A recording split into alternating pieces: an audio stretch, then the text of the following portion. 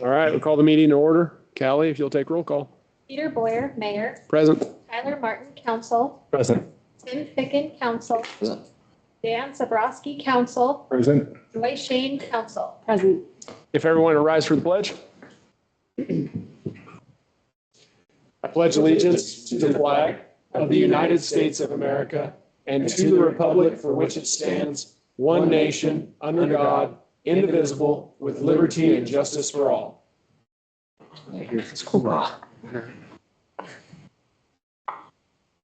All right, we're going to jump straight into a public hearing, so we will adjourn our regular meeting and enter into a public hearing for a retail liquor license for W.K.&G Holdings, LLC, doing business as The Hangar.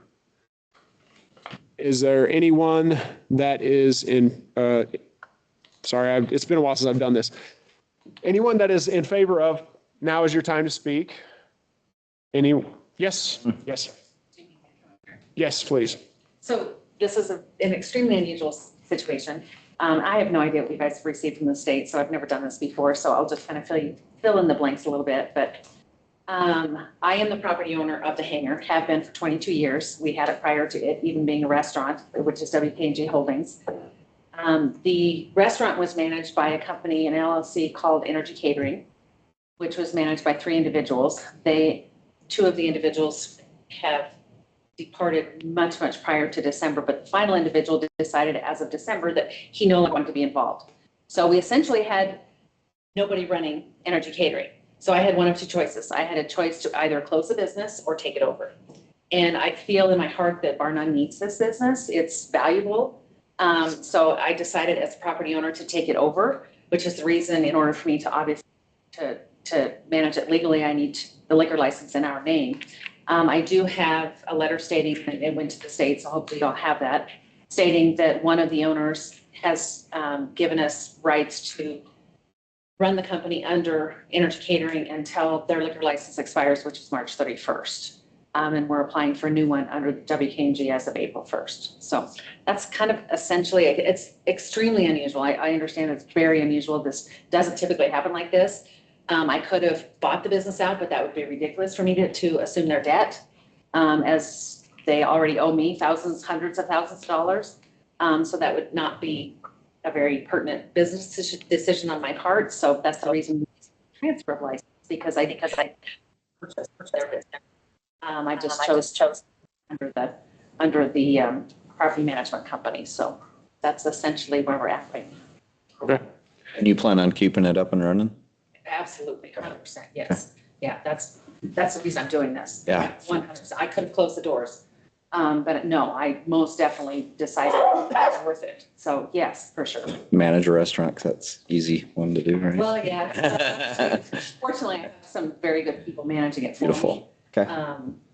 Again, I'm just kind of a behind the scenes person at this point, but yeah, so for sure, that's the reason I'm doing this, for sure, to keep it open.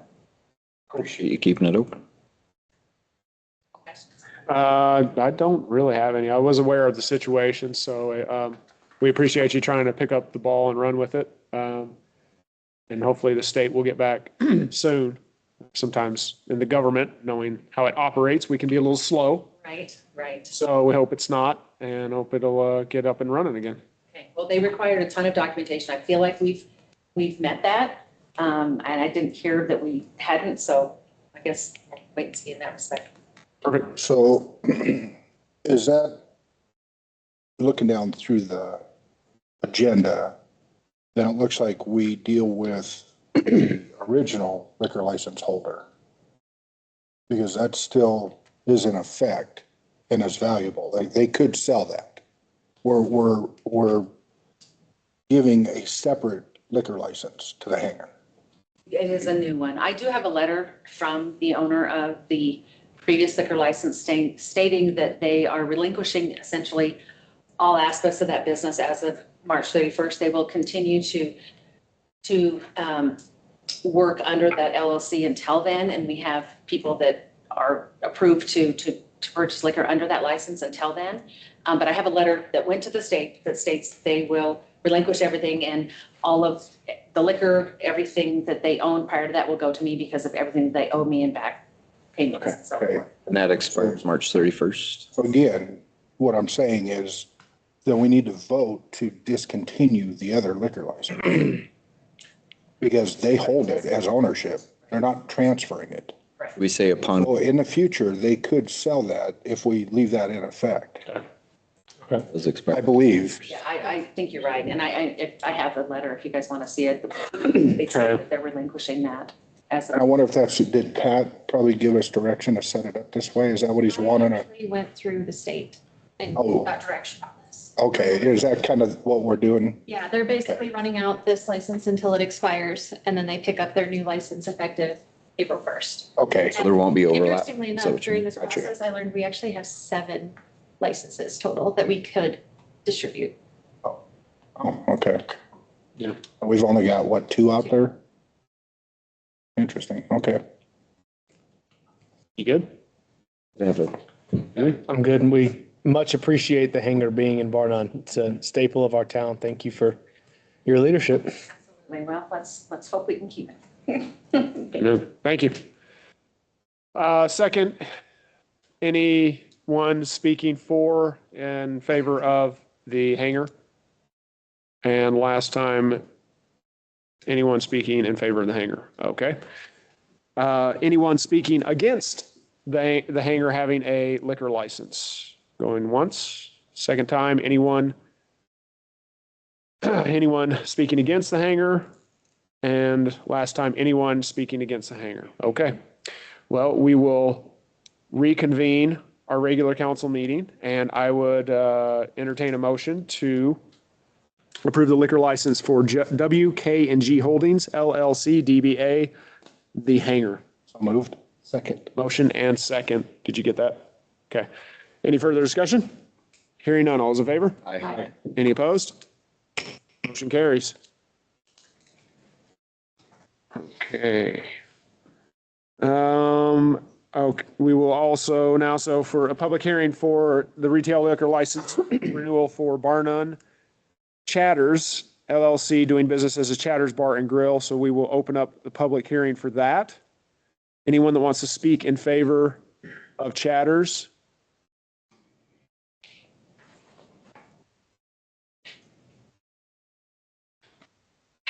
Yeah. I'm Josie. I own Cheddar's Bar and Grill. I just thought I'd come in and thank everybody and see if there was any questions or concerns that I could answer. I don't think so. We've done this a few times, so. Yeah. So I think this is my 7th time now, so, Gotta keep it in the family, so. right. So, no, I don't have anything. We're all pretty familiar with this, so unless you gentlemen and lady have any. Questions or concerns? Nope. Thanks for all the fun stuff you guys provide with darts, and Oh, and- and yes, we've only got 2 places you can buy food in Bar None, so I'm yes. grateful for yes, both of you we've being got- here. we've got a lot of good events that I'm gonna look forward to doing this next year and like to involve the hangar with, so Right. maybe get both of us get going together on something and help our kids a little bit more out here. Thank you guys. Thank you. Thank you, guys. Any second opportunity for anyone to speak in favor of, I almost said the hangar, Chatters? And third call, anyone to speak in favor? No? Okay. Anyone that is against? Now is your time. Second opportunity, anyone to speak against? And third opportunity, anyone to speak against Chatters? No. Okay. So we will now reconvene our regular council meeting. And I would entertain a motion to renew the liquor license for Bar None Chatters LLC, doing business as Chatters Bar and Grill. Move. Second. Motion and second. Any further discussion? Hearing none. All those in favor? Aye. Any opposed? Motion carries. All right. We're getting into the other stuff. I would entertain a motion to approve the minutes of February 3rd, 2026. So moved. Second. Motion and second. Any further discussion? Hearing none. All those in favor? Aye. Any opposed? Motion carries. Entertain a motion to approve the payables list for February 20. We haven't done any of those. Yeah, that's right. That's all good. Thank you. Good call. Get your motivation there. Good call. I entertain a motion to approve the payables list for February 24th, 2026. So moved. Second. Motion and second. Any further discussion? Hearing none. All those in favor? Aye. Any opposed? Motion carries. I entertain a motion to approve the financial reports, balance sheet, detailed income statement, and trial balance for the period ending January 2025. Moved. Motion and second. Any further discussion? Hearing none. All those in favor? Aye. Any opposed? Motion carries. First reading of ordinance 2026-02, amendment of the annual appropriation ordinance budget for the fiscal year ending June 30th, 2026. I would entertain a motion. So moved. Second. Who had it? Tyler. Tyler. Okay. Any further discussion? Hearing none, all those in favor? Aye. Any opposed? Motion carries. We are going to table, I would entertain a motion to table so that we can do a work session for the third and final reading of ordinance 2026-01 and ordinance adopting the 2024 International Residential Code. So moved. Second. Motion and second. Any further discussion? Hearing none, all those in favor? Aye. Any opposed? Don't let me forget to, I'm just going to write it down now. Let's schedule that work session. Yeah. Okay. All right.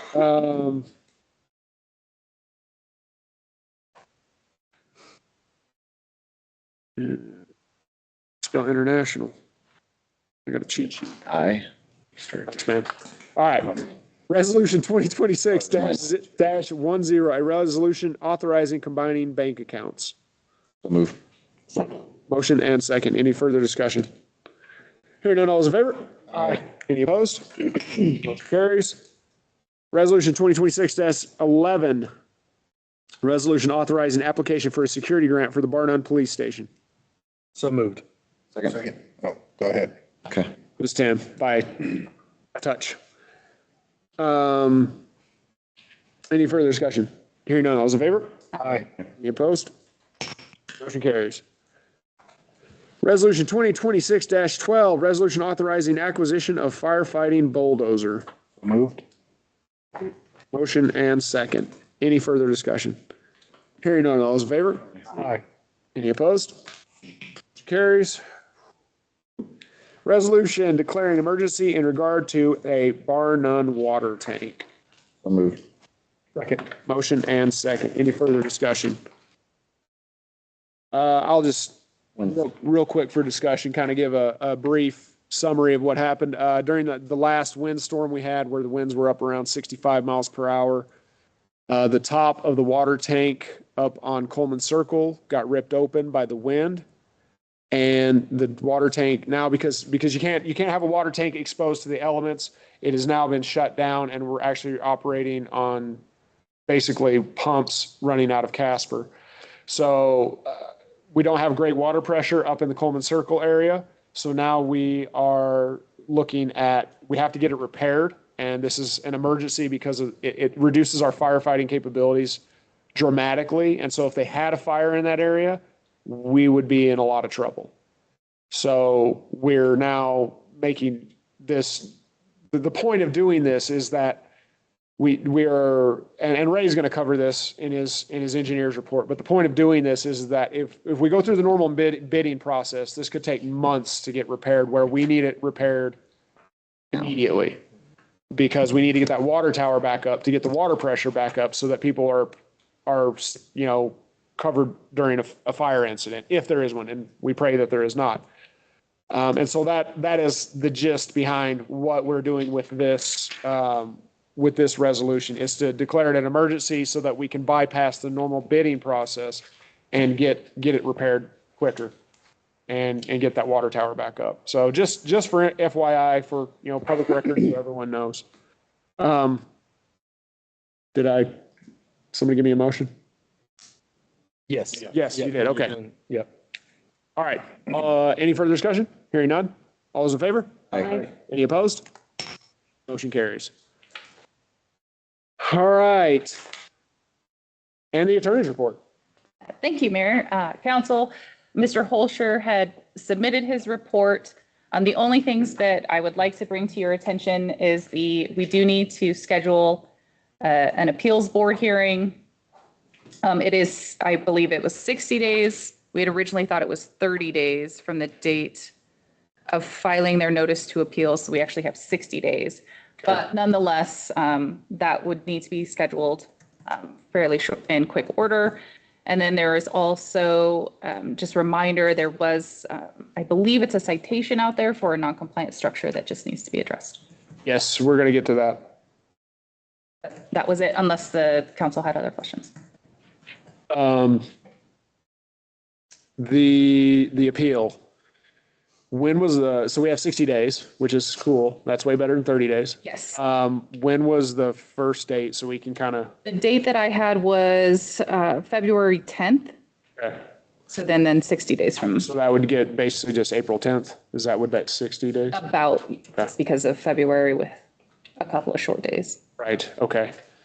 So does everybody savvy on that? Does everybody got that email and they understand what's going on? Okay, cool. So we need, let's probably shoot for March because I don't feel like we're gonna fit it in February. Any preferred days? Do we want to just stick to Tuesdays like we normally do? I see. Yep. Dan, Bob, and you, okay, yeah. All right, cool. So let's shoot for Tuesday, the 10th. And we'll just do, what time? Do we want to do 1900, 7 o'clock? Or do we want to do 7 o'clock or 6 o'clock? 7 works better, if that's okay with 7? everybody else. Pull it up. Say that again, Mayor. What day did you say? March 10th, Tuesday? Yep. You good? Okay, so let's shoot for 7 PM. And yeah. And we'll get everybody briefed up on what we got to do. Liz, I talked to Pat about this, and I think he probably passed it on to you. But maybe having Judge Wolf, Yes. because you guys have to prosecute, and so we'll need Judge Wolf to advise the council as we move forward. That's correct. So either Mr. Holscher or myself would, quote, prosecute the case or bring the case and present it. I don't know if the individual has counsel or not, but if that were the case, they would also present. And then it would be up to the council to act basically as the fact finder in a judge's role, so to speak. But the suggestion was that if you would like separate counsel to advise you during that hearing, then we could reach out to Judge Wolf, who could serve in that position. I think it would be a good idea for the council to do that. Unless someone has a different opinion, and please do voice it, but Well, neutral and, yes. bias. Well, and because Pat, are you going to be in on doing this? I'm not sure. Okay, so Pat will be a part of it, and because Pat is our attorney, he can't prosecute and advise at the same time. So we would need someone that is outside of that realm, that can be an impartial judge. Anyway. Okay. And yes, so that covers that. Is everybody up to speed on that? And if you have any questions, please do reach out and, feel free to talk to me, talk to Pat, talk to Liz. They know the whole situation. So, okay. And then the non-compliant structure, Gary, you guys met Friday, correct? Yeah. And what was the outcome of that? Did the gentleman show up? Yes. Okay. Both of the people. You mind coming up here? I can barely hear you, man.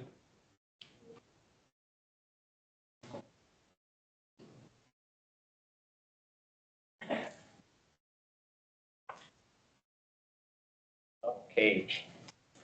We had that meeting with both the owners of the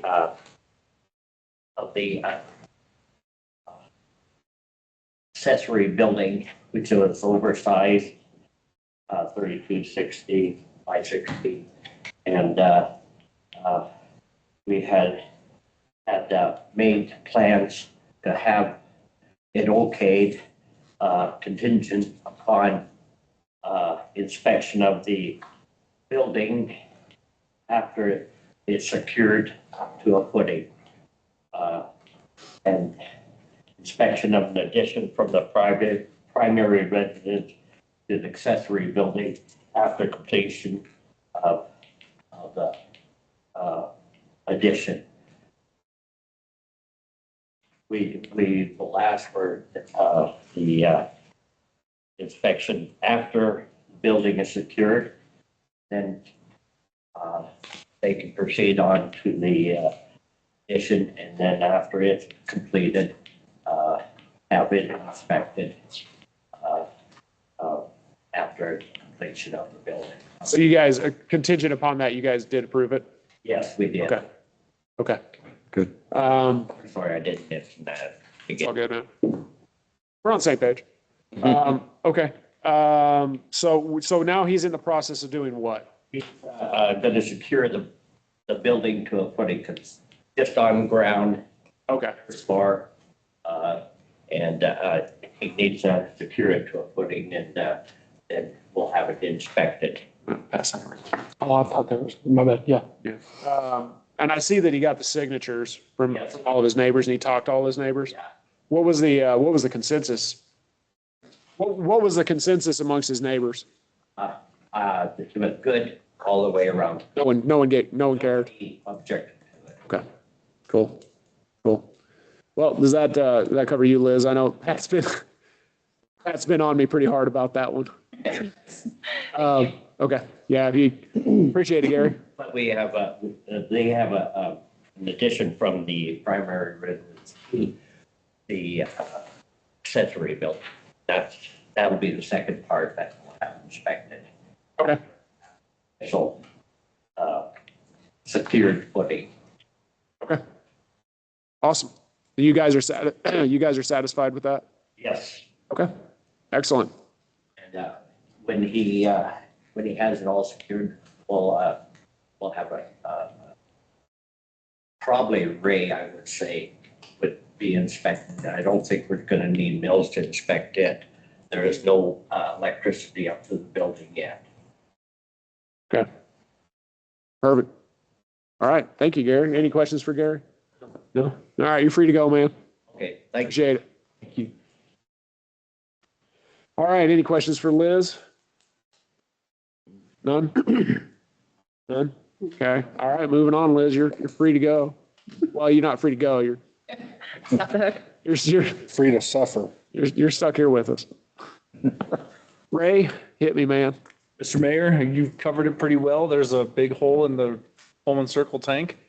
So we've been reaching out to different contractors to get some ideas about what replacement or repairs would look like and what replacement would look like. Right now, we're looking at about $65,000 to make repairs, and full replacement costs are in the neighborhood of $200,000. The issue with the tank is it's designed for 100-mile-an-hour wind loads, and the reality of tanks in this area is they need to be designed in excess of 130-mile-an-hour tank wind loads. So the tank, the Zone 2B tank north of town, that roof was replaced 6 or 7 years ago because of the same issue. So we're going to continue to run into this issue most likely until we make a more permanent fix on this problem. And I've heard that from 3 or 4 different tank people. It was the consistent theme once they looked at the original roof design was that it's not sufficient for this area. Is it just sheet metal? It looks It's just aluminum. It's aluminum? Yeah. Didn't rust. And it's the type of roof that they put on these bolted steel tanks. It's just this roof itself was designed for 100-mile-an-hour wind loads. And in Nebraska, South Dakota, Wyoming, where we get a lot of these sustained winds, especially 140 feet in the air, it's just not, that particular roof design is not sufficient for what we need. So the roof that was placed on the Zone 2B tank is still an aluminum geodesic dome roof. It's just built with more supports to handle the, Is that what they would do on this tank? Same idea? Okay. And that's like 200 grand? yes. How long, so I mean, obviously we'll need to plan for this in our next budget session. How long will this fix last? I mean, is it gonna last? What I'm trying to get, I've probably called 15 different contractors over the last week. And I've been able to talk to 4 or 5 and starting to get some information from them, starting to get some budgetary numbers. Hopefully in the next couple of days, I'll know a stronger budget number and then also what the fix actually looks like. My concern about the fix is that you have to, the aluminum panels are held down by like a batten bar. And once you take those batten bars off, you break the seal because it has a bunch of sealant in it. So you're just opening a can of worms or a can of water, depending on how you want to look at it. Yeah. But it's, the temporary fix is not a good solution, is what I've learned. I'm still waiting to hear back. You know, these guys also want to sell a new roof. So trying to, So I guess with a grain of salt. right. My question is it a better idea to just eat the elephant now and just do the 200,000? Because what I don't want to have happen is do a $65,000 fix, breaks, and then we end up having to do the $200,000 fix anyway. Right. And then, or we're even out money more because we have another emergency we have to take care of. Right. The other solution we're looking at is a really like a literal Band-Aid where we get somebody up here to essentially just waterproof the tank as it sits right now. I mean, essentially duct tape. And that High quality duct tape. Fiber fix it. Yeah. Yeah. I mean, so it's not, Fix a seal. the nice thing about that is that it is very temporary. We could put the tank online, but we would know that it is a very temporary solution. So that is not, I don't have a good price on that. That's one I've asked a couple different contractors to figure out. Okay, more questions. Yes. Because you ask a question, you give an answer, and then it raises more questions. So this $65,000 fix, when we put the $200,000 fix on it, is that going to replace that? Is it like a whole brand new roof, or is it? $65,000 fix? Well, yeah, what I'm asking is so we fix it for 65,000 and then we have to are we replacing the roof, or are we just building structure inside of it? The $65,000 fix is going in. So that roof is 140 feet in the air. They would have to go in and build scaffolding all around that tank because the tank is no longer, you can't walk on it. If you look, there's 4 or 5 panels that you can see the breaks in it. And so you cannot trust that tank to be structurally sound enough to walk on. So you've got to build a temporary structure around the tank. They would go in and remove the 4 panels, the batten bars and the 4 panels. Then they would replace the 4 panels and the batten bars So it would be a whole new roof then? only for those 4. Oh, just for those 4 panels, okay. You know, So when we put the new roof on, is it adding to the fix or is it taking the fix along with it? the new roof would completely remove the existing roof and put it entirely new. And that fix. Okay, So so now it's time frame though. now it's time frame. So how long would it take for them to just replace the whole thing? So those are numbers I'm still waiting, like that's information I'm still waiting to hear back from guys. Okay. So the Band-Aid fix is something that hopefully we could get somebody out here within the next couple of weeks to fix. Okay. And that's the literally taping it. And it's not, I mean, it's not Joe Bob and his cousin that go up there and, you know, slap some of whatever they have and try to make it right. It's people that they're actually trained to do this, you know what I mean? So it's still a Band-Aid and it is still a tape. It might be like aircraft aluminum tape, but it's. The question would be, what's palatable for the contractor that can get there in 2 weeks? Or is it 8 weeks to have the company that can put the whole new roof on? Right. Can we afford to wait? Yeah, that's really my question is, I mean, if we can get them in there soon enough, I'd rather just have to, like I said, eat the elephant and do the $200,000 fix so that it's permanent and we never have to ever have this discussion again. Right. If that can be in a decent timeline. Yeah, But if it's not going to be, if they're 6 months out, then right. we don't have a choice. Yeah. And that's what I'm waiting to hear back Okay. from it. Trying to get a hold of the right people was the first big hurdle. And then by the time I got a hold of anyone, it was Friday. And so it's just not a lot of stuff happened Friday. So between yesterday and today, I've had good conversations with contractors, and they still have to look at the design because every tank is unique. Right. It's not just an off the shelf roof that you get to go order. So it has to be manufactured. It has to be, shipped, all of those different things. They have to just, has to be designed, then manufactured, then shipped up here. So I would guess months, not weeks, to get a replacement roof. The panels might be faster just because, they have to go stamp out a new aluminum panel. So that could be significantly faster. Or like I said, we go with the Band-Aid, which I probably made it sound worse than it really is because it is a But it's okay. it is a waterproof solution. It is just not a long-term solution. Okay. And then if we do the Band-Aid first, are we pretty limited on firms on the entire roof project for a couple $100,000? If we put it out to bid, would it get competitive at all, or? I think, there's enough people that know about it now because I've talked to everybody that does it, from Minnesota to California. So I think that that being said, there's still only in the country 15 to 20. There's two main aluminum geodesic dome roof manufacturers.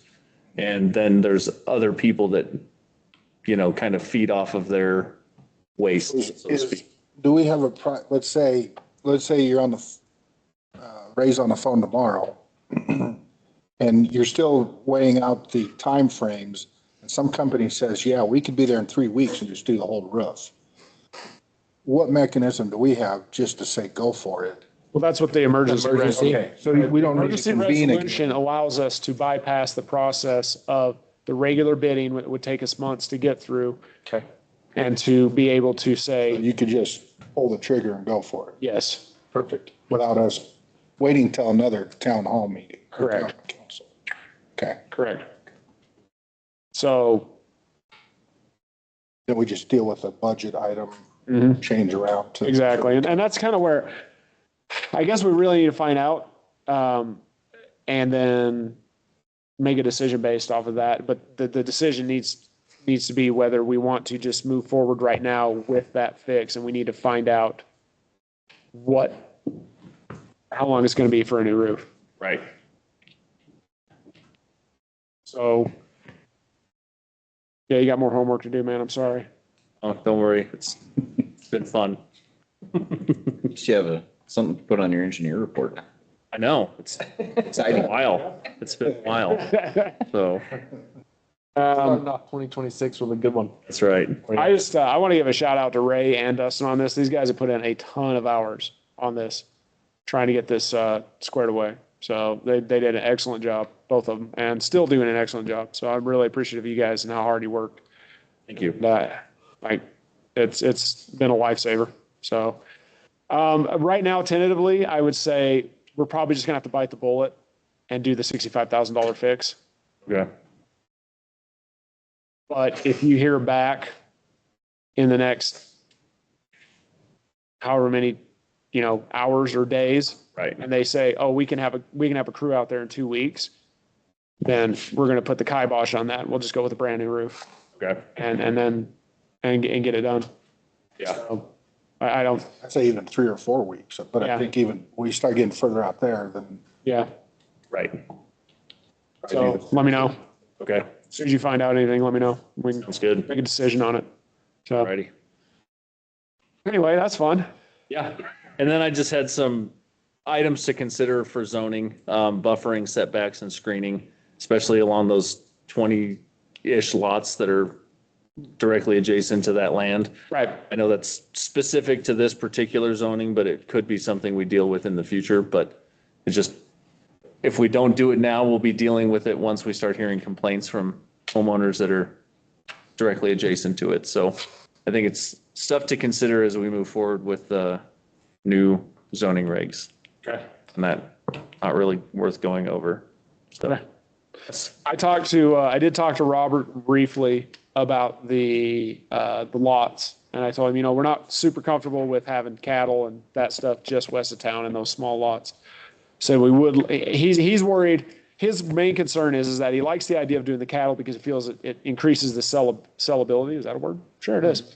The sellability of the lots.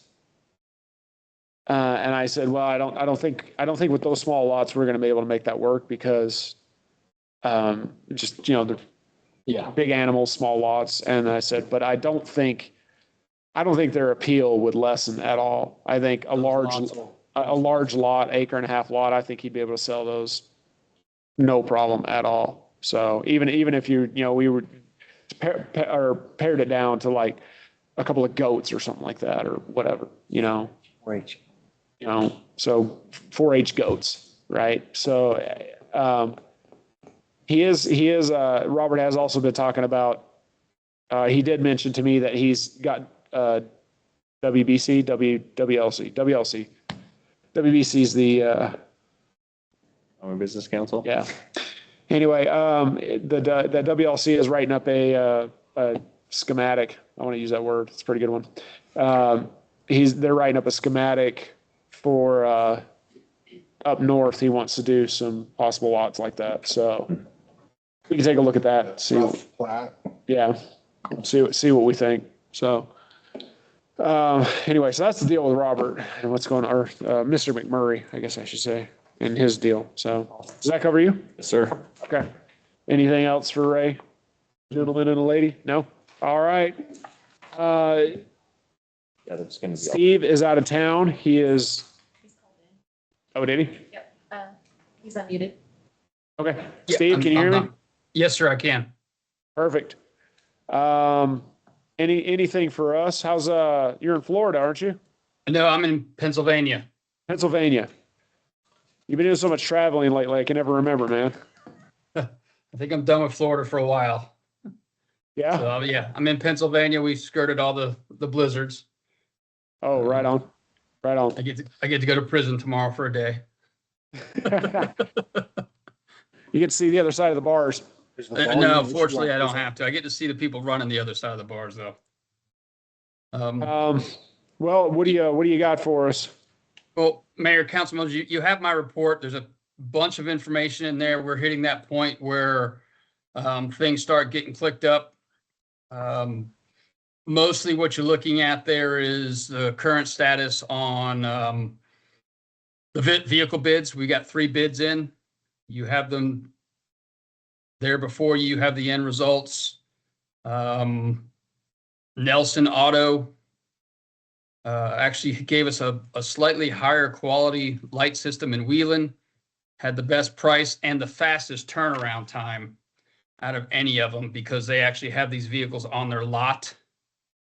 The other folks, Frontier and Laramie, they do not have the vehicles on their lots. They have to wait to get the vehicle. They're getting them from out of state. And I think Laramie Peak Motors, it puts us out almost 5 months, I believe. It's roughly 45 days to get the car and then another 60 days to get it done. Nelson Auto had, I think, 30 to 45 days we'd have it delivered. But that's what we're looking at for one of the new vehicles. Below that, I did find 2 used vehicles at a fairly competitive price. They're basically ready to go to work. They just need graphics, radio, and a gun rack, but they have everything else in them. And it would allow us to get 2 of those vehicles for a total of $50,000. Again, minus, in addition to getting the radios put in and things like that. And that would be free delivery for both of those for them to send them to us from Illinois. I believe that would set us up pretty well for our plans for what we want to do for building the department. Give us a new vehicle that we can rely on, and then 2 used ones that should be in pretty good shape. I talked to Mills about the used vehicles they had. They're not sure that they're going to be able to give those up. So that kind of got put on hold, and these vehicles are in better shape than the ones they had. And I got some information, they're used vehicles. You may have some minor things to deal with them. I talked to Mills about it, and talked to the gentleman out of Du Bois. They've done the same thing. I think they got some of their vehicles from the same place, and they've had pretty decent success with them. So that's where we're sitting with cars. And you have the list of the other things. We're still waiting to hear from Glock. They are no longer making the old model Glock, so I'm waiting and hoping some agency turns them in for the new model Glock. Just because I don't want to spend the extra $100. I'll just be honest with you. The new one's nice, but I don't need a new one. We don't need new ones if we can get these other models that are fairly new and in very good shape. Glock's a very reliable firearm for the nature of work we do, and they last a very long time. I'll keep you posted on that. You see there the radios, 2 handheld radios, and then 2 vehicle radios. That's the price there that you have before you. We will need a total of 4 handhelds, so 2 more handheld radios. I will not look to put another radio in the third car, because I'd like to test and see how well the handhelds work. And since that third car will kind of be an extra, maybe we don't have to come up with the money to put a radio in the car. I've used handhelds in lieu of a car radio in many of the places I've worked fairly well. And if that works for us, that may be a good option. And then the body worn cameras, you've got information there. It's a 5-year lease. And the reason you look at a lease for body worn cameras is because the technology changes so fast. If you buy them, they're outdated in about 3 to 5 years, and you'd have to buy new ones anyways. So you have the layout there. It's about $7,500 a year for 2 cameras for the body worn and 2 in the car. And you pay it. That's what you pay a year for 5 years. At the end of 5 years, you renegotiate, you get all new equipment. I'm going to look further because I don't think we need in-car cameras that do an automatic upload. It's just not necessary. We can save a good bit of money to have in-car cameras that put it on an SD drive in the car, and you just upload it and download it as you need it. That's what I've used with the state and other agencies I've worked with. So we'll get more information. That's to give you an idea at the high end of what we're looking at to get us started. Okay. And I just put some activity stuff in there and training classes, and that's it. That's kind of where we sit. It's kind of a big ask right now, but we're at that point where that's just where we are. Right. Okay. Well, since we got the 3 bids back, you said so the 3 bids for the new vehicle, are those ready to go? We have to order them. No, you were going to wait for those. Okay.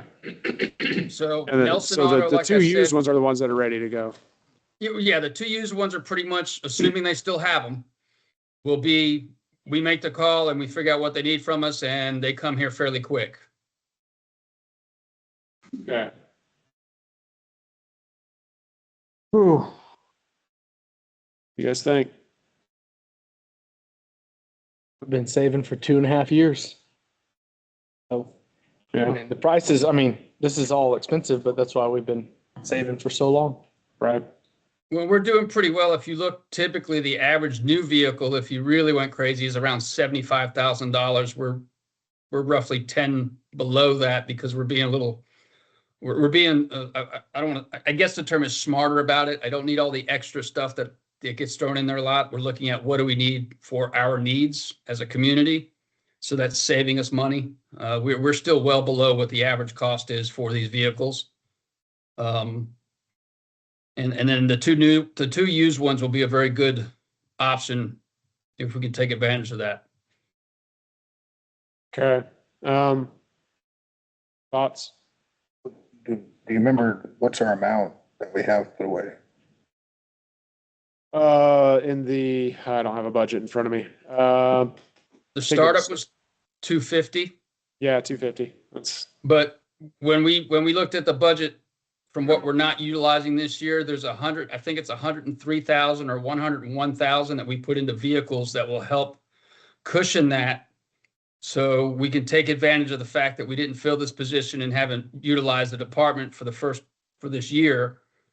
And because we have things for the upgrades for the building, it'll help build in a cushion for us, and maybe we don't use that whole 250 as well. So the idea is we're trying to play it to where we take advantage of what we have going. So we won't even necessarily be dipping hardly at all into the startup costs. Okay. Well, the radios and body worn cameras will dip into that. Not in the radios too, or The radios, I think the radios are gonna come out of the startup. Yeah, the Okay, radios and body Steve. worn cameras will probably come out of startup. Yeah.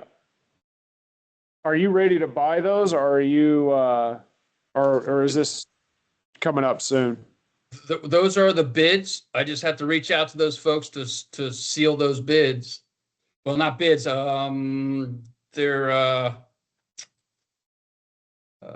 Motorola, that's from Sourcewell. The Right, body worn cameras will probably have to put out for bid, but nobody's going to compete with that because it's that group and Axon. And I can tell you now, we can't afford Axon, and we don't really need to afford Axon. right. Okay. So you're looking at the vehicles and the radios. We'll bid out the cameras just to do our due diligence. Okay. So you want to bid out the cameras, you said? Yeah, I think we're going to have to because of well, I don't know that we have to, but they were the most reasonable, and especially for a small department. They're also what Evansville uses, and they're very happy with them, and they offer a decent amount of extras with it that are important to a police agency, like redaction and things like that. Okay.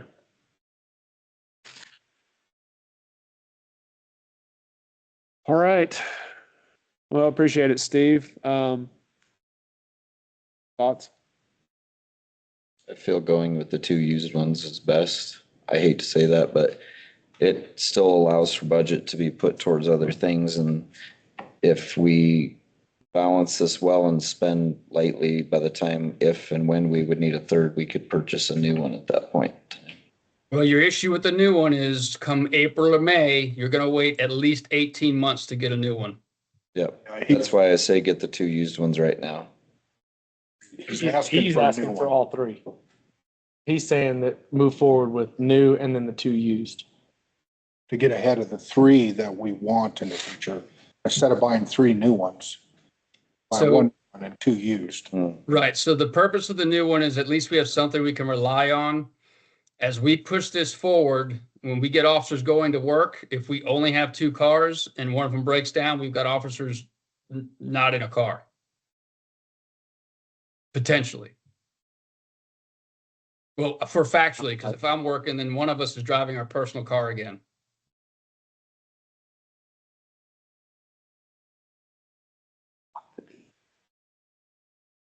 Makes sense. I mean, Yeah. you spend, looks like I know it's a hard. 120 now, 120 now, or 210 in the future. Right. Say again? 120 now for 3 cars, or 210 in the future. Right. Yeah, it's only gonna go up in price, so. Hey. Yeah, and I get it. We're trying to hedge our bets here, which is always the risk, but we're not going to go wrong with the new vehicle. That's for certain. And there's some other options. There's actually a lease option that's not bad. That's in your packet. You pay a monthly lease amount, and at the end of that lease of 5 years, it's like $8,000 left, and you can just buy the car. So it makes the sting a little less, even though I know we don't like to do that too much, but that is an option. There's a lease option for the new car.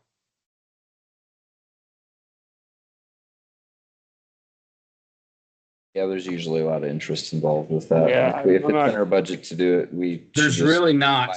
It's designed for law enforcement agencies. Let me So you're see saying where it's it- low fees, low interest on that lease? Yes, sir. Yes, sir. I'd still rather just pay cash. That's what I was just We've gonna got a say. I'd rather budget. just pay cash. Yeah, I mean, like I threw Tyler it in said, there we've just been- in case. But I also know we have set aside the money, so. Yeah, we've been planning on this for quite a few years now, so it's Okay. All right, well, I don't have the actual bid in front of me. Did you send that to me before the report? Or after It should have all been in the same one, I thought. I could be wrong. Let me see. And we have a council meeting next week. If we need to approve it, then we could, but I just need to know the name of I need to know the car type and everything so we can do the, Yeah. resolution for it. It is a Year, make, model. Could you say the new Ford Explorer from Nelson Auto? That be specific enough? Legal counsel? That's what I sent to you. If we specify Did you where the resend it? bid 'Cause I came didn't from? see it in that email. I just got the report in that one email.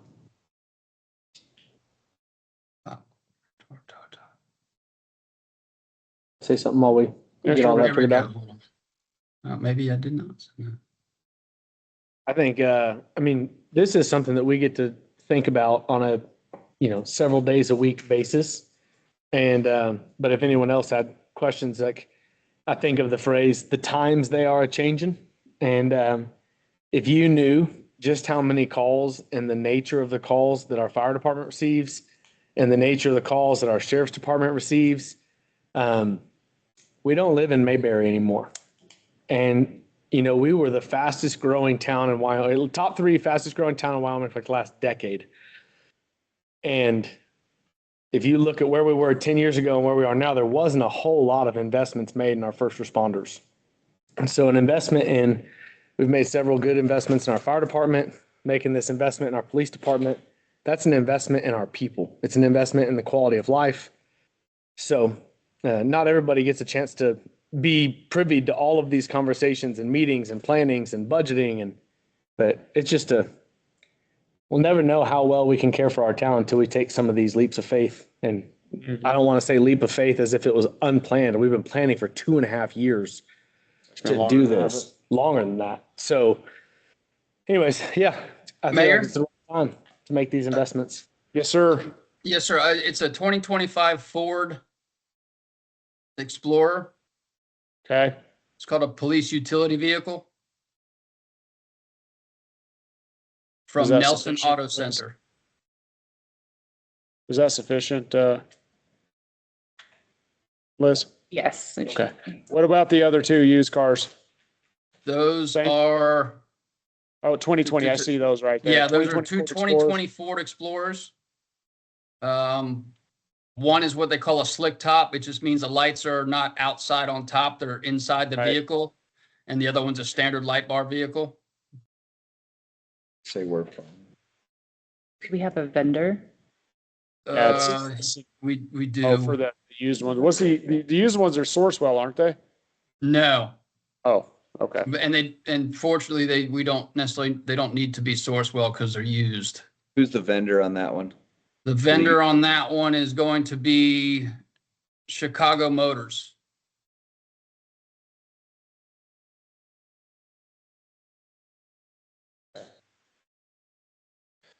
All right, moment of truth. I would entertain a motion to approve the bid for Nelson Auto for a 2025 Ford Explorer police utility vehicle for the price of $64,911.58. The move. Okay. Oh, go ahead. Joy. Motion and second. Hey, one quick thing, any further discussion? One quick thing, Steve. Yes, sir. Is that out the door price? There's nothing else attached to it? As far as I know, I have to get more particulars, but I'm pretty sure that's out the door because like I said, those 2 used vehicles are free delivery. Okay. All right. Because here's the thing. If the $64,911.58 comes back and it's different than that amount, then we have to redo the motion. The 64,000 one? Yeah, that's the total price. Yes, sir. Okay. All right. All those in favor? Aye. Any opposed? Motion carries. All right, I entertain a motion to, so free delivery. So let's do this. Let's go over 25,000, 50,000. Would 55,000 cover any incidentals that may come along with those? The two used ones? Yes. Yes, sir. I believe that'd be more than cover it. Okay. I would entertain a motion to approve the purchase of two used 2024 Ford Explorer police vehicles not to exceed $55,000. So moved. Oh, second. Motion and second. Any further discussion? Hearing none, all those in favor? Aye. Any opposed? Motion carries. All right, Steve, you got it, man. Thank you, sir. Okay. And then the radios. You need approval for the radios also? We can wait till another time if that makes you more comfortable, That's fine. because I can't do anything with those till I get the cars. Okay. Yeah, we'll just wait till we get the cars and we'll take care of that. Yes. All right. Does that cover you? Yes, sir, it does. Okay. Anything else for Steve? No. All right. Well, thank you, sir. We will be moving on now.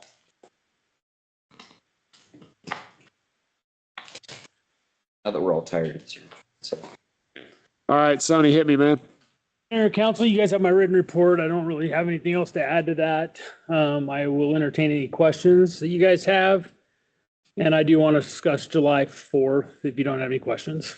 I don't think I do.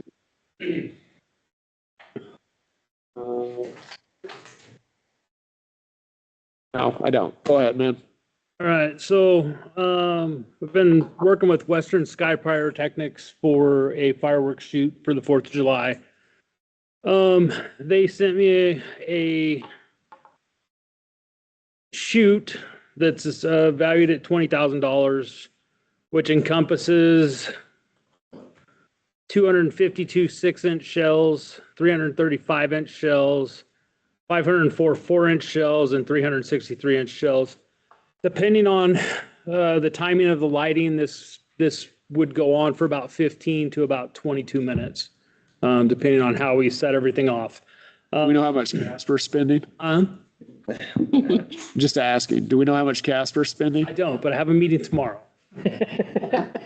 Go more length of time of the show. where you're headed. We want $1 more. With that cost, the actual shoot came out to like 20,000 and then $11.68. So they wrote $11.68, gave us for the 20,000. If we pay, so we're not actually required to pay for the shoot until a month after July 4th, but if we pay early, we get a discount. So we get a $2,000 discount if we pay by like May 4th, which will make the shoot $18,000. This company actually delivers for free. All of the shells will come in racks ready to go. They will actually give some of the firefighters instruction on how to light, hand light and stuff. I don't know how confident or comfortable I'm with that right now. There isn't an automated system that you can get with it. So they want to light by hand, but I don't know if I want to let them light by hand. They tip those around. Stuff. So pretty much they'll deliver for free. They actually built the layout for us as far as how the shoot layout's supposed to go. So the goal is going to be to shoot off of West Winds Road. Right. We'll close between Salt Creek and Tonkawa. Yeah.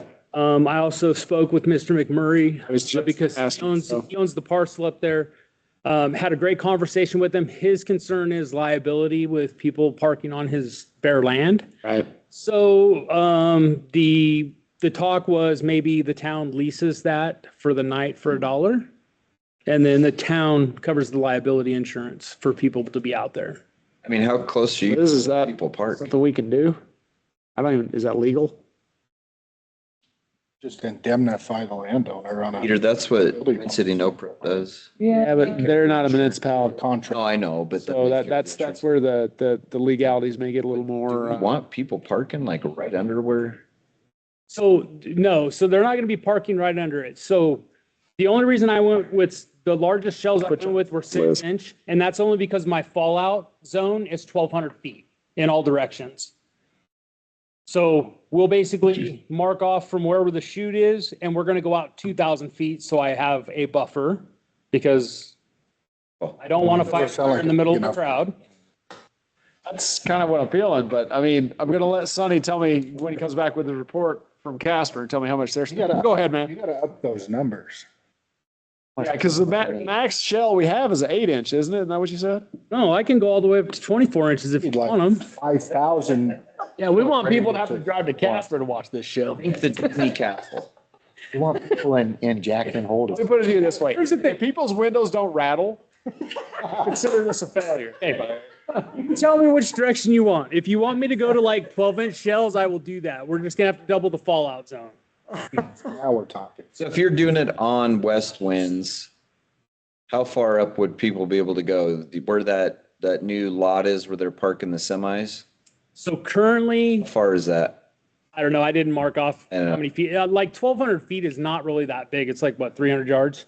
Yeah, I mean, it's not, as big as you think it is. yeah, it's not as big as you think it is and stuff. And like I said, we can go up from there. It's just 'cause the fallout distance, I'm gonna have to push back further on people being where they're at. So you guys to give me the direction, I'll tell you, I'll do whatever you want. 24-inch shells. Yeah, no. I see maybe where one- Dustin's heart is at. I'm really appreciating this right now. Maybe one at the very end. I mean, we're only gonna have this happen once in our lifetime. Here's So the I thing wanna, with this is you don't want you're to, saying- you don't want to be absurd, but I want to make it special. I understand that. You're saying it's only going to be once in their lifetime. For the 250th, yes, that is true. But here's my thing. If we do a fireworks show this year, what makes you think the town is not going to want us to put one on next year? That's fair. Yeah, we need to do it. And that's what I'm throwing. Start low so we can, so we don't just go real. So, like if you want to go large and charge this year, I don't know how we're going to beat it the next year, to be honest. All right. Yeah, but I don't know. All right. We'll have to think about that one. How long do we, Like I said, I can get what do they consider paying early? May 4th is May like, 4th is yeah, that's where we get the biggest discount by May 4th. If we use this company over and over, can they get us how much would it be to do some sort of automated ignition system? So Those, so you're not out like, So Dave Potter Lighter. goes out and does the annual cannon shoot out off of 487 every year. They also do a fireworks show out there. The guy that puts it on actually has the electronic shoot. However, he's going to be in Colorado that night to do a shoot down there, but he will give us the information if we want to go automated. It's probably going to be about $5,000 to $6,000 for the setup. That's not as bad as I thought. But that'll be remote discharge, and we can actually build the program in the computer. So everything will be timed. We can do it to music. We can do it to anything with that program. I would be interested to know what the consensus is amongst the community, if they would be interested in us doing a fireworks show every year. I'm not going door to door for you. No, I don't expect you to. I think we will know on July 5th. If we're gonna do this again or not. Now, here's the other thing that I caveat to this. So normally, all the fire departments come together and we send 1 to 2 vehicles up to the chute to protect up there. Right. So not only are we looking at doing a shoot this year, Was no- Mills is absolutely doing a shoot this year because their fire chief was basically told it's happening and you don't have any say in it. Yeah. Kind of like what you told Kind me. of like what I told you. Yeah. So Pretty similar. Casper's doing a shoot. Mills is doing a shoot. We're doing a shoot. They're going to have the shoot out at the lake. And then Evansville's talking about doing a shoot. So now we're spreading all of our fire agencies really thin for the county. And we all do mutual aid with each other. So like, The lake can't catch on fire, so disregard that. That island. yeah, they can, because there are retarded Seen people the up the marine. lake. That marina, Don't you remember? No, I worked a shift up there one time, never again. I was in the water. But you'll have boats catching fire. so my thing is, and I Okay. know what your answer is going to be, Mayor, but I really want you to consider this, is to move our shoot to the 3rd of July. Oh, sorry. The reason being is then I can ensure that I have enough fire apparatus from my department as well as surrounding departments to protect the town if anything does go disastrous. On a serious note, that defeats the purpose of putting on a show on the 4th to mitigate those trying to put on their own show, like myself. So if the town puts theirs on the 3rd, I'm gonna be wide open on the 4th to do my I'm show. going to go put a water tender in front of your house, That is- Dan, and we're just gonna open the floodgates. Good point, though. I'll think about I it. just want you guys to consider that, I do, and that's okay. my reasoning behind it. So I will think about it. That's a hard one because, like I said, this is the 250th birthday. And, This will only happen once. and I don't, Next year, I don't if we do disagree this with you. again, I am on the July safe 5th or side. 3rd, I'm cool with either. They usually stagger the Alcova one because they don't want people drunk driving back and forth from the lake to catch both. So they usually stagger. Still when happens. it all- What are you talking about? Well, I know. Do it on the 4th, yeah. So, I mean, my thing is just consider it. Definitely. I will know more tomorrow. I actually have a meeting up at the Ford Wyoming Center tomorrow. Okay.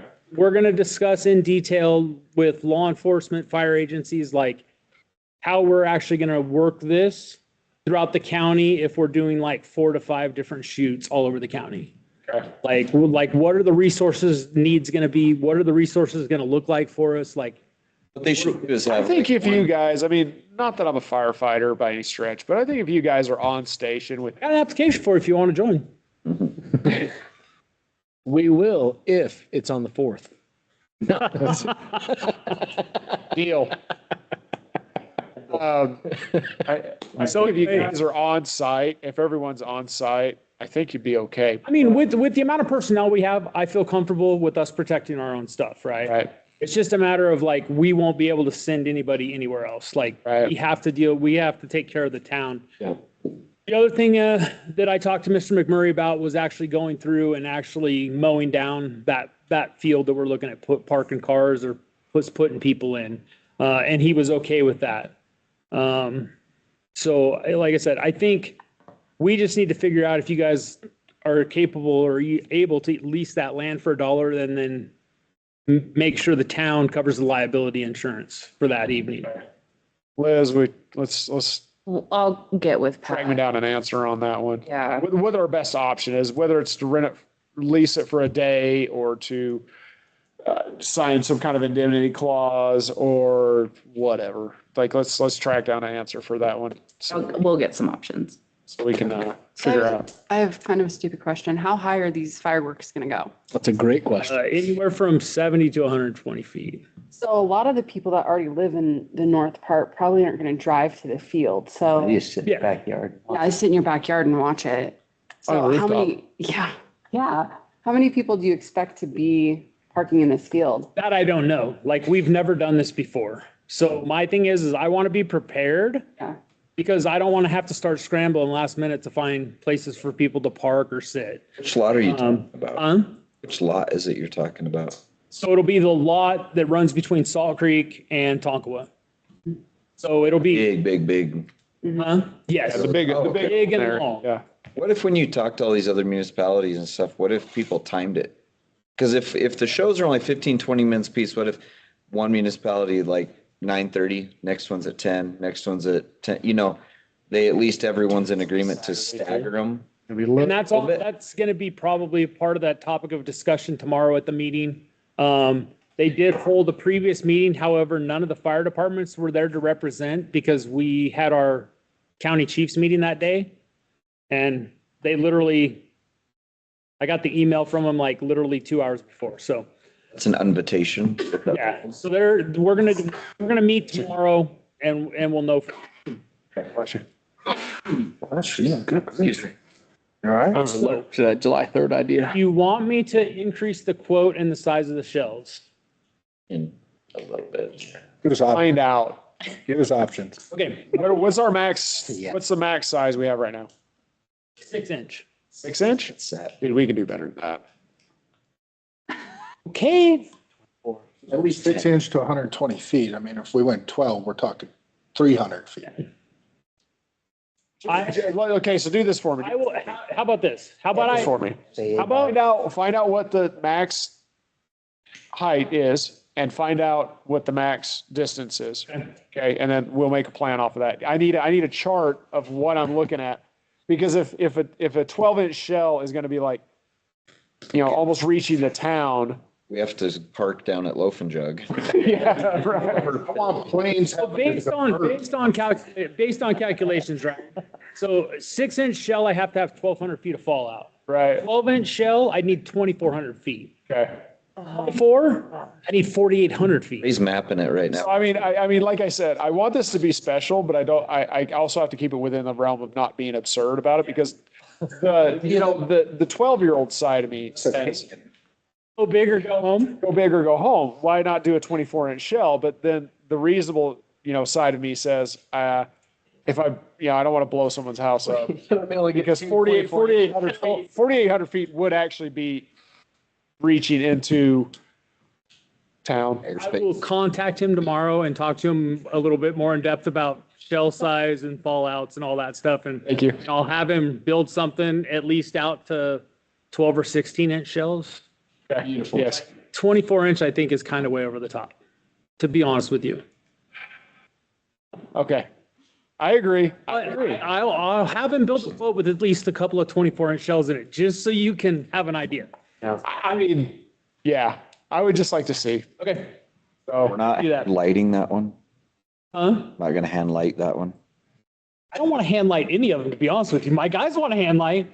I don't want them to. Okay. All right. I think we spent enough time I on see this. arms and faces coming from our It's so fun though. We beat this horse pretty good. So So, and then the only other thing, when I met with McMurray, we talked about doing vegetation management around the town, making sure that we had a good defensible space around the town. So, with the dozer, Jake and I did go to Cat the other day, and talk to the sales guy. The dozers that they had that were brand new on site have already sold. They do have one coming into the US March 2nd or 5th. And it is earmarked, it has our name on it already. So all they have to do is make sure they have the forestry package. So as soon as it gets to them, they can put the blade on it, install the forestry package, and we'll have it. So the goal is for it to be here April 1st, between April 1st and the 15th. And then we'll try to do some vegetation management type stuff with the dozer before it goes down to Camp Guernsey for the Dozer Academy. Okay. And everything. And then I also talked to him because of the parcels that he owns around the town. The goal is we're going to put some scratch line and then we're going to try to burn out about a half acre of land around the town. So that way, if we do have impending fire coming, it's either going to be green grass because of the burn that we already had, or it'll be really low and shallow. So it'll be a good defensible space, especially that west side. awesome. Perfect, man. Thank you. Yep. All right. Does that cover everything? Yes. Any other questions for Sonny? No. No. All right. Perfect, man. Dustin, you're up, man. Mr. Mayor, Council, you have my report and most of those bullet points were been covered. I have this for you. I wanted to kind of present for each person. That's the quote for the vac truck, new source well. I really wanted to make another appeal if we could authorize the purchase of a vac truck. I've included my estimated expenses over the next 10 years for sewer maintenance and compliance with EPA regulations on potholing, lead surface lines. So with our own vac truck, I'm estimating the town will spend about $200,000 less in the next 10 years compared to contracting it out. And that doesn't account for any emergencies we're going to face, where with a vac truck, we can just respond and take care of it. Without one, we have to pay a contractor emergency call out prices. So that's kind of that's the main thing I wanted to bring to your attention, the request for appeal on Sunset and the water tank's already been covered, so. Would it be purchased for water or sewer or both? It would be used in both, sir. So we have it earmarked in the water enterprise fund. Now, in this year's budget, we have the $600,000 earmarked. And so it would be used between both systems. I mean, it's a sewer jetter truck in addition to a hydro excavating truck. So I was just looking at what's in the water, the savings that's in there for our, just the water systems. So I mean, there's a lot of reserves there that could also cover this if need be. Yes, sir. And that was, so the one bullet point is that it's very likely that our SRF application loan will be rejected for the purchase of this truck because the chassis, the sales guy from Joe Johnson told me the chassis that they buy from the truck manufacturers do not meet the federal Buy America, Build America federal requirements that the Biden administration put in. And so the SRF loan is EPA money. So there's a likelihood that we won't be able to buy the truck even if our SRF loan does get approved. Because it doesn't meet those Build America, Buy America. Chassis. On the chassis. The chassis is, they buy the chassis from the manufacturer. It's a Freightliner or a Mack or whatever. Vactor buys the chassis, then they build the vac truck on that chassis. And so they've been running into that all across the country because of this Buy America. Because of the Buy America, Build America, Buy America. Right. Crap. Well, the SRF loan, I mean, it's a whole nother subject, but if they allow it, it could be applied toward our labor for doing that work. But I don't think we can apply it toward the purchase of the truck because of these EPA regulations on the money, on the funding. Is this one of those instances where, what am I trying to say here? That they're going to basically,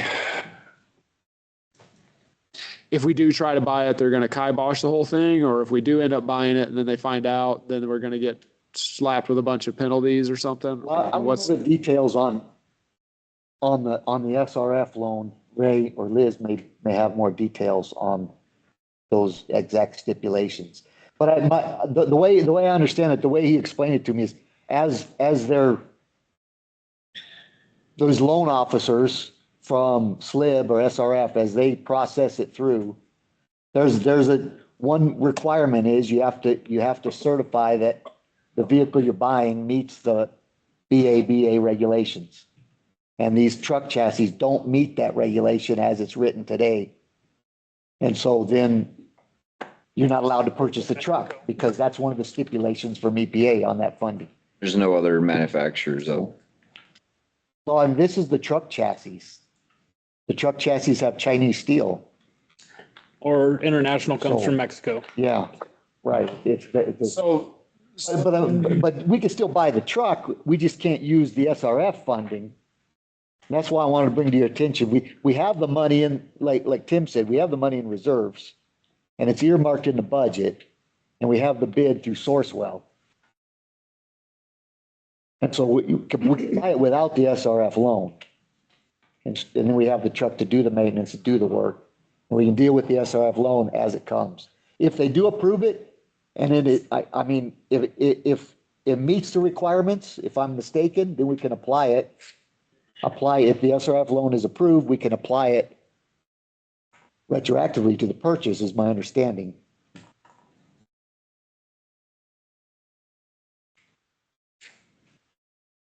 Man, I don't know. So this is something I've struggled with, is buying this because Schoolcraft's not here, but it kind of reminds me of the paint striping truck a little bit. And that wasn't your deal. However, the more I've thought about, I don't want to buy it used. No. I'm just saying buying something that's going to sit all the time. that's just, I was afraid that that's what's gonna happen with this. However, when I was watching the visionary broadband installation of everything, they're out there with vac trailers. They had 4 or 5 vac trailers out there to bore these tiny little holes down to get to places that they're going, right? And it was clean the way they did it. It didn't go, and it was fast. It didn't go through anything. We get water lines that break. We need to be able to repair things in an efficient, a quick way, and not get an excavator out there in the middle of a flood trying to dig up a water line. And then the other thing I thought of is we have a vac trailer that we inherited from Wardwell. So there is a necessity to have this type of piece of equipment for a water system. You should have one for a water and sewer system. We've inherited a very large water and sewer system, an aging system. Maintained. The maintenance is not going to get any easier on it. And I don't think a vac trailer, a little one like they were using for Visionary to do these tiny little holes, is applicable for what the kind of repairs you are going to have to do in the future. With the way prices are going and everything, and the country's going up and up and up more, it's changed my viewpoint on this from something that I'm still not happy about it. But there's a lot of things that we're doing right now that require a lot of money, and we have the funds for it. We're not being irresponsible with it or anything, but my position's changed a little bit where I actually do kind of support this. I don't think there's many more pieces of large equipment that we're going to need, whether it be fire department, maintenance, or any other areas within the town anymore at this point. Knock on wood. I don't think we need to buy a helicopter or anything, but those are millions. I know. I do feel like this isn't a frivolous thing. This is more of a need than a want. It's going to help with efficiencies. It's going to keep us from having more staff. It's going to allow the people we have to work better, more efficiently and safer. So it's kind of changed my mind a little bit the more and more I thought about this, because I really did not want to buy this thing. But the more I thought about it and watched these vac trailers in use and everything, I was like, we can't do what we need to do quickly and efficiently with the equipment that you guys currently have. So I'm in support of it. There's another couple weeks I think we should let the budget session play out. It seems like there's some bills working their way through that are towards infrastructure type funding. And I don't know, we won't know how it all shakes out until the governor signs on the dotted line. But there may or may not possibly be opportunity for different type of grant funding out of this new budget. Nothing for sure, but we should maybe give it just a couple more weeks, let the session shake out, let the governor sign what he's going to sign. And then whatever unfolds for infrastructure money, we should take a quick look at, have Pat dig into it and see if there's room for loans or grants or stuff like that. Just my thoughts anyway. I don't see the harm in that. That's not a bad idea. Dustin, when's the EPA requiring us to do all that potholing for looking at the lines? Well, we need to get started this summer on it. Their deadline to have every line identified is 2027, fall of 2027. How long for delivery on one of these? He told me, I went and talked to him a few weeks ago. Casper had bought the same exact truck essentially from the same salesman. And he said it's about 6 to 8 months from the time of order to the time of delivery, if he still has a chassis from this year available. That's how he explained it to me. If all the because they pre-buy their chassis a year ahead. Right. And so if they all get sold, then we wait till next year. That makes sense, 'cause we had to do that with the fire truck. We had to pay for the chassis. We pull the trigger now, Mayor, and then in the process, possibly get one of those grants lined up in time, or no? I don't know.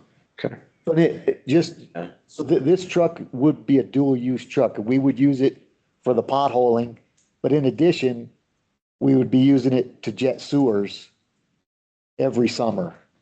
Whereas now we're hiring a contractor at approximately 40 to 50,000 a year to do 1/5 of the sewer system. Because you're seeing a cost savings would pay for it. Yeah, this truck, we would not have to hire the contractor to do the jetting. Throughout the summer, we would do the jetting of the sewer systems of every manhole.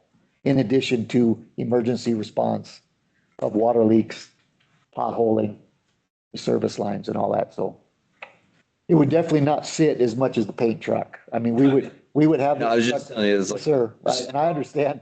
And in a fairness, we actually are using the paint truck. Right. So, I mean, We we got ended up using it. So, I don't know, thoughts?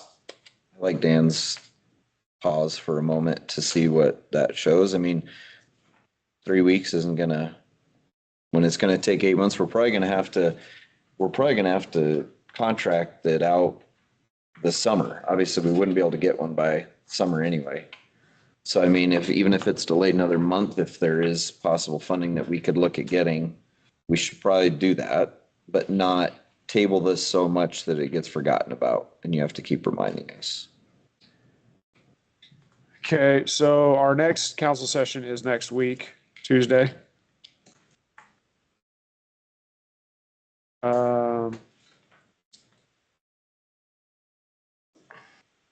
When is the governor required to sign the budget? Well, the session's over at the end of next week. And then there'll be 3 to 5 days of whatever games are played there at the governor's desk. And then we'll know. So maybe not next council meeting, but the following, we'd know if there's any bills in there. And I could take a deeper dive now. Like I say, I've just seen the title of them and read descriptions. I haven't done a deep dive on them, but it was good to see they are looking at funding infrastructure stuff. Yeah, that's there's quite a few. Finally. That's good news. There's quite a few that came out of the Senate. I don't know if any came out of the House. No, so they're over in the House now. And we'll see if they move them forward or add to them or delete from them. Okay, well, that puts us at the 17th for our next council meeting. So Callie, or Dustin, let's make sure we have that on there. Callie, don't let me forget. And I think that on that meeting right there, we need to make a hard decision on what we're gonna do. Okay. So Thank you. stop kicking that can. Okay, does that cover you, man? Yes, sir. All right, thanks, Dustin. Anything no? All right, we're running long here. All right, petitions and public comment. Anyone for petitions or public comment are now open.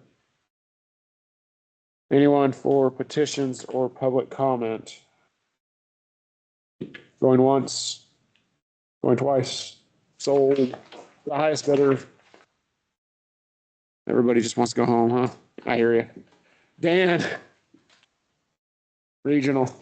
The only thing that was significance at the regional water meeting was the talk and discussion on the governor's memo that came out a while back on the possible call on the river because of the drought and their states wanting their share. Well, I understand HDR Engineering out of Cheyenne is who handles all of our water right issues. And their recommendation was, look, we've got a pretty good supply of water rights.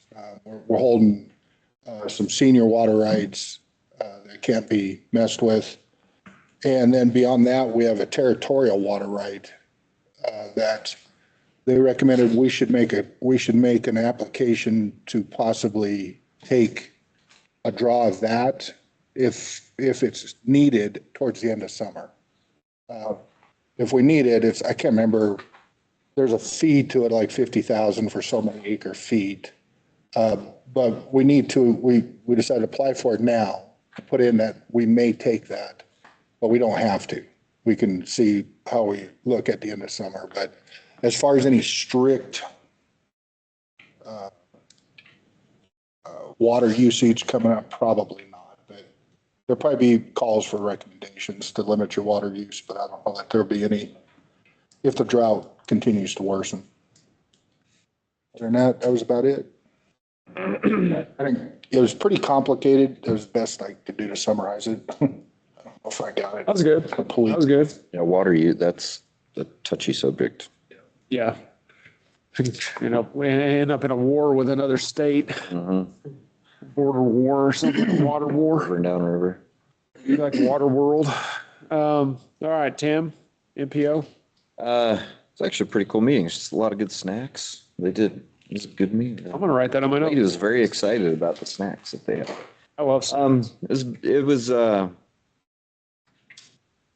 So they discussed, Ray will probably be the only one that understands half of this stuff at the MPO meeting, but regional GIS and aerial flights, doing some mapping. The DOT was doing a route study for the transit update, going through their budget. They met with Wyoming Transportation Department. Mapping is done for that GIS, and they're doing aerial flight mapping. Budget requests are getting input for upcoming projects. There's a transportation improvement plan getting done for Casper. And then more importantly, they talked about like upcoming projects, and the corridor study on Salt Creek Highway is one of them that's getting done right now to look a little closer at the ugly sections of Salt Creek. The DOT guy he's pretty funny, he made a joke about now that we have full ownership of that Salt Creek clear up to West Winds. I'm like, we'll trade you back for that section down by Antelope. He wants it back. He said, no, didn't want it for some reason.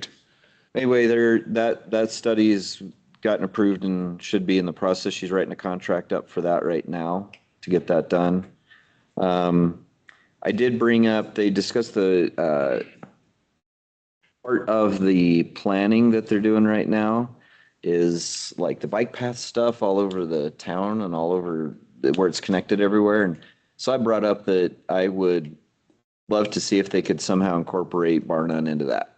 And they said they've had a lot of comments from residents out here feeling a little like alienated out here, where there's no other paths into town other than the interstate or Salt Creek that aren't dangerous for people on bikes or anything to get in and out. So, in discussing that with the DOT gentleman, he's like, well, the only place you could do is on North Poplar, but that underpass in the interstate's horrible. He goes, well, actually, that's probably one of the bridges that's next to need to get replaced. And he said, we haven't actually gone out and done an inspection on it, but it might be time to do that a little earlier than they were thinking. Because with the Loves potentially going in across there, that underpass is very undersized to expect truck traffic coming southbound to get off and be able to turn and be able to see traffic going under that. Yeah. It's going to be a mess. So they're already anticipating ripping that whole bridge out and redoing that underpass. And he said when they do that, it would be incredibly simple to put a pedestrian underpass in there too. That would then allow access to North Poplar for some sort of bike path to be laid all the way through to up by the event center, like 3 trails. Cool. Nice. So they're going to start looking into that pretty quick. There's a lot of things going on the interstate. They're putting in one of those merging lanes in between McKinley and Center and Beverly, where you can get on the interstate and then merge over. So it's not a NASCAR qualifying race every time you get on the interstate. They think there's been a lot of accidents, they said, with people rear-ending each other on the on-ramps, because they'll be looking back. Anyway, I don't know. I could go on and on. It was pretty interesting. I enjoyed it because it was the first one, not the 15th one I've been to, so. Right on. But there's a lot going on. Redoing Poplar, redoing a lot of stuff. Yeah. So. Yeah, there's been quite a few infrastructure. But I think that would be great if they redo that underpass and they're able to get Casper connected with that bike path and everything. Well, maybe just stay on top of them about it. Keep I brought it up my very first meeting. Don't let go of it. Yep. Oh, no. Thumb on them. Yep. Well, and the next thing they're doing is nominating a chair and vice chair at the next meeting. Cool. You need to become chair and vice chair. He suggested, he goes, be vice chair or chair. He goes, those meetings can take 20 minutes if you want. So Nice true story. it was good. It was good. A lot of good people there. Awesome. Well, appreciate it, man. Anything for Tim? No? All right. Moving on, I would entertain a motion to approve business license 2026-24 Cloud Peak Wildworks taxidermy. So move. Second.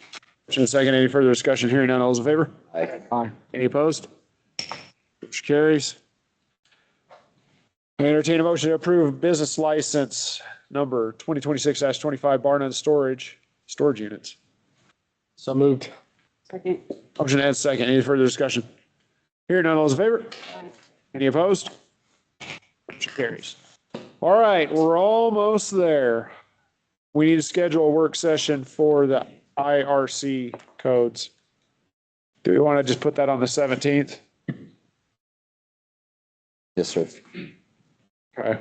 What time? Whatever Callie has on the calendar, I'll be there. You want to do 6? As well.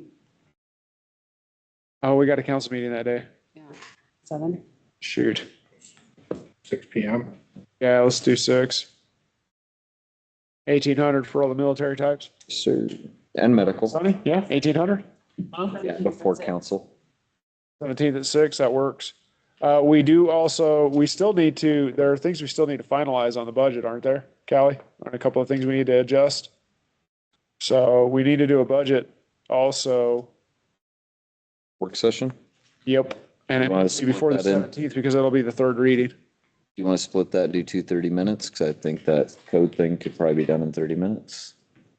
You want to try that? You guys think we could do that? We got to be disciplined. You can't be We all lollygagging do our around. homework before we get here and know what we need to do. No jaw jacking. It's all business. You got to be strict. Nobody mentioned fireworks. I don't know. Government's not very streamlined. So this is Tuesday, March 17th. That's just a suggestion. What are the things that we need to put on the, I get the fireworks added on there. Probably should figure out where that tank repair's gonna go. okay. Tank repair is going to come out of the water budget. So 4th of July, there was some other stuff we forgot too, wasn't there? Yeah, I've got a list. Okay, perfect. So we're having a 30-minute budget session and then a 30-minute Yeah. what session? IRC, International, The code. the International Residential Code. Thank you. I was thinking building, but I couldn't. All right. You have to adopt that eventually too. I know. That's why we're trying to get it all done. All right. We're going to try it. I don't know. So we'll do the budget at 1800 and we'll do IRC at 1830. For all the civilian types, that's 6 and 6:30. Anyway. All right. I do want to float an idea out there real quick before we go. What do you think about renting out a radio station to do music for our fireworks show? For the 30 minutes or whatever. Just play Neil Diamond on repeat. Or what's his name? Not Neil Diamond. He's the guy who. Like a DJ or a radio? And I'm proud. You're just like a DJ kind of thing, just someone to play music. Yeah. Lee Greenwood. Yeah, Neil just Diamond. spread it out and play patriotic music while we're blowing stuff up, right? Just an idea. Other show, no, I think it'd be good if 5 other shows going on the same night. Don't know who we might want to get on that quickly. We're gonna get someone with an iPad and a Bluetooth speaker playing music for us. Fair enough. All right. Just throwing that idea out there. Anyway, I entertain I've seen some weddings that people didn't plan for. I would entertain a motion to adjourn. Move to adjourn. Motion second. Any further discussion here? None. All those in favor? Aye. Any opposed? Thank you, everyone, for sticking with us through that meeting.